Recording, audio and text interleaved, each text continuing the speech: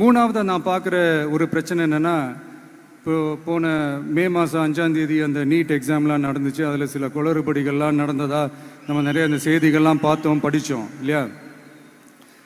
அதுக்கப்புறமே என்ன ஆயிடுச்சுன்னு பார்த்தீங்கன்னா, அந்த நீட் தேர்வுக்கு மேலே இருக்கிற அந்த நம்பகத்தன்மையை மக்கள் மத்தியில் சுத்தமாக போயிடுச்சு. இனிமேல் நாடு முழுக்க அந்த நீட் தேர்வே தேவையில்லை அப்படிங்கிறத இந்த செய்திகள் மூலிமா நாம் எல்லாருமே புரிஞ்சுக்கிட்ட ஒரு விஷயம். சரி, இதுக்கு என்னதான் தீர்வு அப்படின்னா, நீட்டு விலக்கு தான் இதுக்கு உடனடி தீர்வு. நீட்டு ரத்து கோரி தமிழக சட்டமன்றம் கொண்டு வந்திருக்கிற அந்த தீர்மானத்தை நான் மனப்பூர்வமாக வரவேற்கிறேன்.